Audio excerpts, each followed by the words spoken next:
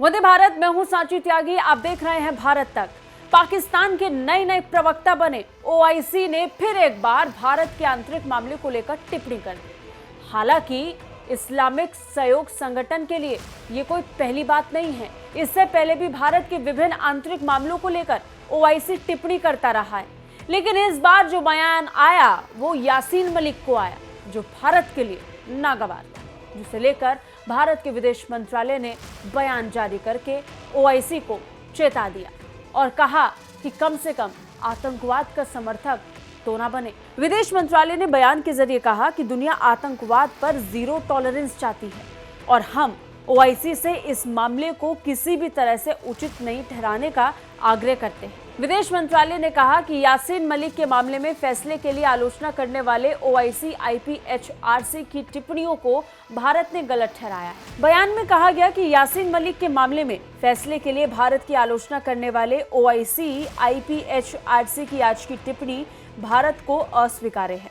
इन टिप्पणियों के माध्यम से ओआईसी आईपीएचआरसी ने यासीन मलिक की आतंकवादी गतिविधियों का समर्थन व्यक्त किया है, जिसे लेकर अदालत में सारे दस्तावेज प्रस्तुत किए जा चुके थे।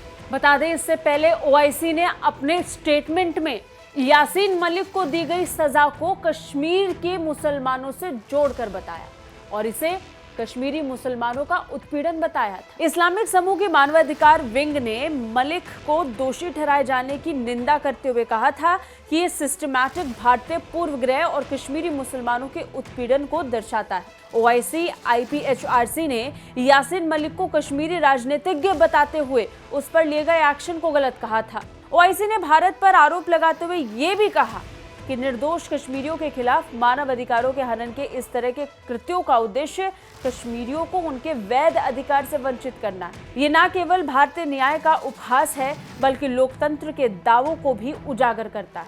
हालांकि ये पहली बार नहीं है। ओआईसी की तरफ से इस तरीके की स्टेटमेंट कश्मीर के संदर्भ में पहले भी आ चुकी है।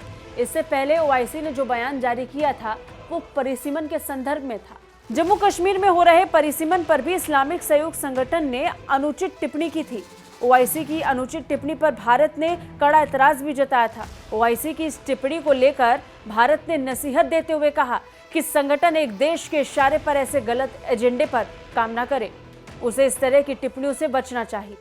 भारत ने जम्मू कश्मीर में परिसीमन को लेकर इस्लामिक सहयोग संगठन की टिप्पणी पर विदेश मंत्रालय के प्रवक्ता अरिंदम बागची ने कहा था, हम इस बात से निराश हैं कि ओआईसी सेक्रेटेरिएट ने एक बार फिर भारत के आंतरिक मामलों पर अनुचित टिप्पणी की।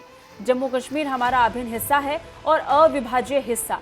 भारत ने पाकिस्तान का नाम लिए बगैर कहा कि संगठन को किसी एक देश के इशारे पर सांप्रदायिक एजेंडा फैलाने से परहेज करना चाहिए। बता दें, इससे पहले इस्लामिक सहयोग संगठन सचिवालय ने जम्मू कश्मीर के चुनावी क्षेत्र के परिसीमन के प्रयासों को लेकर कड़ी आपत्ति जाहिर की थी। ओआईसी ने सिलसिलेवार ट्वीट कर कहा था कि भारत का ये प्रयास डेमोग्राफिक ढांचे को बदलने और कश्मीरी लोगों के अधिकारों का उल्लंघन करने के लिए लिया गया है। भारत को ओआईसी के बयान से कुछ खासा फर्क नहीं पड़ता है। भारत पहले ही कह चुका है कि किसी भी संगठन या किसी भी देश को भारत के आंतरिक मामले पर बोलने का कोई अधिकार नहीं, लेकिन लाजमी है कि ओआईसी नया पाकिस्तान का प्रवक्ता बना, तभी पाकिस्तान की मीडिया जो खबर चलाती है ओआईसी उस पर झंडा लेकर निकल पड़ता है विरोध करने के लिए।